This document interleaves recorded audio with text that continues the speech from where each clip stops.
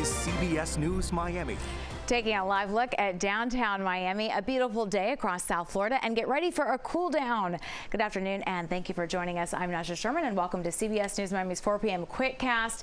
Ivan, how cool are we talking here? Listen, the fact that we're getting cold fronts in March is fantastic here as we continue with temperatures tumbling tonight. I think we're on our way to low 50s, so that's going to be something. No records, but you're going to feel it overnight, no question. Upper 70s right now across the area, but the huge difference, right? The humidity has dropped big time. In fact, it's dropped a little bit too much for our fire weather concerns. You combine that with wind gusts between 25 and we've had wind gusts as high as 35 miles an hour. In fact, you can see that in Marathon right now, but that's not the concern of the Keys. It's Miami-Dade and Broward. And so the National Weather Service, they can take a look at all these parameters. When everything kind of lines up, comes together, like humidity below 30%, they've issued a red flag warning. That's up from the fire weather watch. So essentially, if any fires were to get going, conditions are favorable for them to continue to just kind of get out of hand here because of the wind. It's gusting from northwest to southeast. I've been looking at radar because you can pick up smoke on radar, satellite. I don't see anything out there, but no burning today, at least through 8 o'clock, and then our humidity will start climbing back. And I don't think we're going to have this issue tomorrow because we're not going to have a land breeze. So watch the clock here and the wind streams as well. Sure, we get higher humidity as the temperatures cool at night, but what's important is the afternoon, and the fact that that's low is fine. It'll be comfortable, but the winds are coming right off the water, and that's going to keep us above that 30% threshold. So I don't think we're going to have issues tomorrow with fire concerns here as the winds will begin to diminish as well. As far as radar, satellite, there's not much out there. The last of the cloud cover from that big front that rolled through yesterday. Yeah, a little cloud cover right now. So if you're watching us from Key Largo, it looks a little overcast, but that is a few minutes, and then you're back into the sunshine here like the rest of South Florida. We have been looking at full sunshine. MRI of the atmosphere, I like to call the water vapor. This is a few thousand feet up. Another area that we're watching with very dry conditions. So the atmosphere is just devoid of a lot of water vapor from top down. What that means for you and me is we're going to continue with some fantastic weather. Temperatures are going to fluctuate a little bit because we've got another front coming in. Ahead of it, we're going to warm up to the mid 80s. That front comes in on Friday. All it's going to do, because it's lacking moisture, you saw how much dry air we have, it's just going to knock down our temperatures again, which I don't think anyone's complaining. All right, so what in the world is this, right? So we're showing you something in the tropical Atlantic. National Hurricane Center has put this out. It's an area of disturbed weather. It's not tropical. It's got a 10% chance of perhaps becoming a hybrid system, but that is going to race off to the north and east. But if you've been watching that on social media, that's what it is. It's not going to be an impact for land masses here. So the important thing tonight, the temperatures, again, bundle up. This is like January weather all over again. Low to mid 50s in the morning, mid 50s as well for even places like Key Biscayne. You're usually a little bit milder there, but not the case for tomorrow. Despite the chilly start, it is March. We do have that higher sun angle, so it's hard to stay that cool. Temperatures approaching 80 degrees by the time we get into the afternoon. I'll leave you with the next weather 7-day forecast, which will feature temperatures again climbing up until Thursday. Then we get that dry cold front coming in, and that'll just knock back temperatures down on Friday and continuing into the weekend with a slow climb into next week. We're going to stay rain-free through Sunday. Thank you. Now, for a close call in Southwest Miami-Dade, a car slammed into a home with a family inside. Fortunately, everyone is okay, but you can see the extensive damage. The homeowner is speaking out today. CBS News Miami's Morgan Reiner shares what they had to say.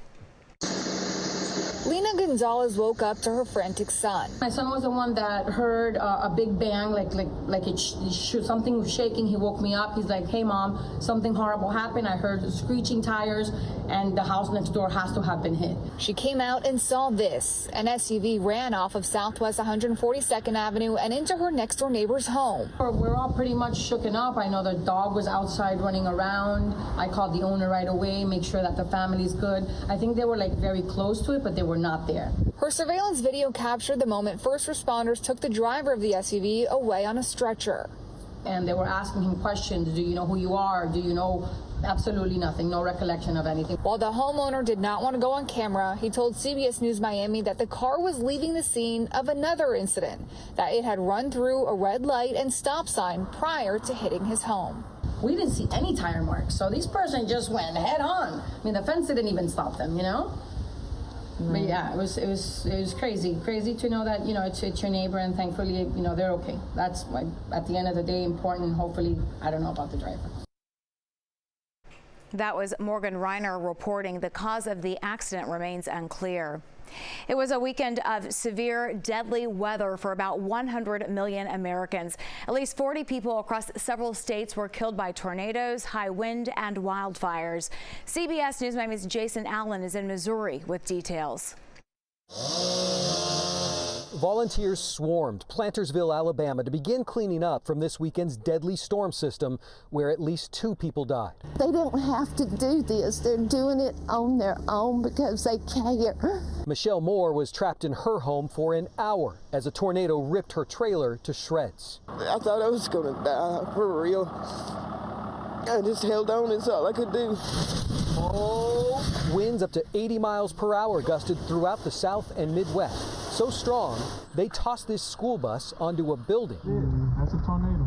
DJ Lane took this video as a tornado passed over his house in southern Mississippi, something he doesn't plan on doing in the future. If they ever tell me a tornado coming again, I'm going the other way. Here in Missouri, Kelsey Webb's home was destroyed, but her family is okay because her 9-year-old daughter convinced the family to evacuate. We're all okay. We're not injured.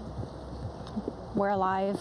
In Oklahoma, wildfires have destroyed or damaged hundreds of homes. Members of the First Baptist Church of Manford cooked breakfast for residents who lost everything.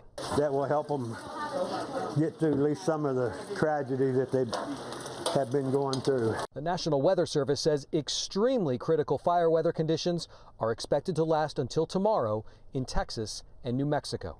Jason Allen, CBS News, Poplar Bluff, Missouri. New details this afternoon on a shooting investigation in Florida City. Police say a 90-year-old man was inside his house and caught in the crossfire. They say he was hit by a bullet. Police say several men were shooting at each other on the street. Bullets hit several homes and parked cars. It happened just after midnight at the 900 block of Southwest 6th Court. The man who was injured was taken to the hospital and is stable.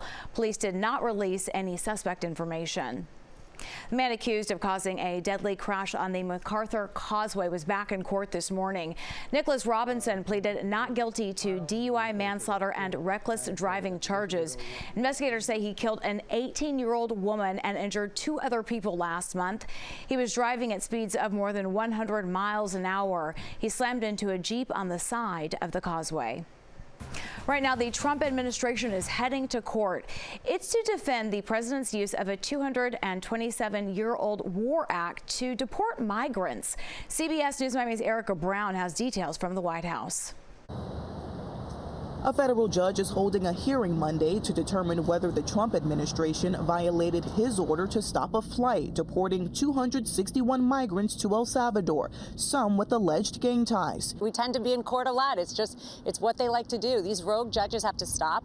This is an executive decision, and we are trying to make America safe again. President Trump carried out most of those deportations under the Alien Enemies Act of 1798, a wartime law allowing for quick arrests and deportations without many of the legal steps used for immigration cases. They invaded our country, so this isn't, in that sense, this is war. President Trump also questioned the validity of the pardons issued by President Biden to lawmakers who served on the select committee investigating the January 6th assault on the U.S. Capitol.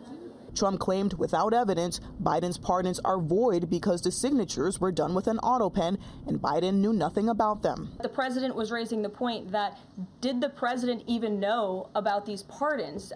Was his legal signature used without his consent or knowledge? President Trump also attended his first board meeting at the Kennedy Center as its new chair. A lot of effort, a lot of money on crime, and we're going to spend it on fixing up. We don't want graffitis on the beautiful white statuary marble.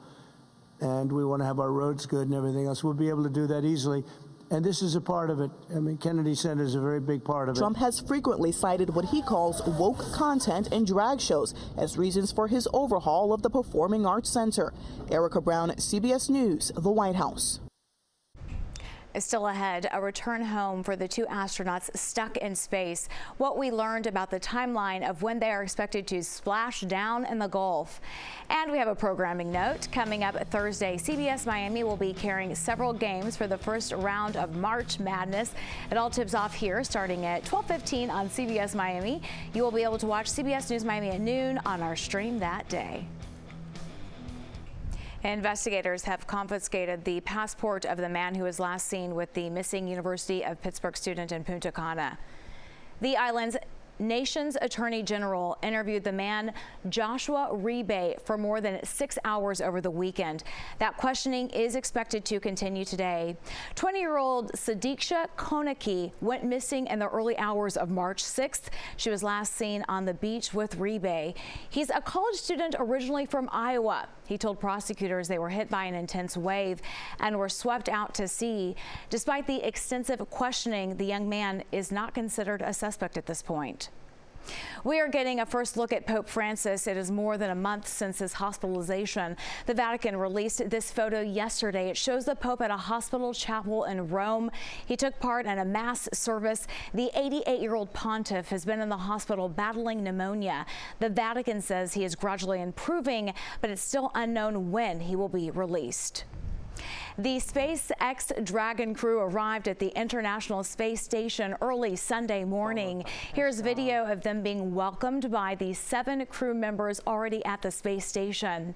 The arrival of the Dragon crew means astronauts Sunny Williams and Butch Wilmore could return tomorrow. Their SpaceX capsule will be used for their flight home. It is set to depart from the space station around 1 a.m. tomorrow. That flight is expected to splash down in the Gulf early tomorrow evening. Well, that does it for your CBS News Miami Quickcast. I'm Naja Sherman. Stay tuned for more news right here on CBS News Miami, and have a great day.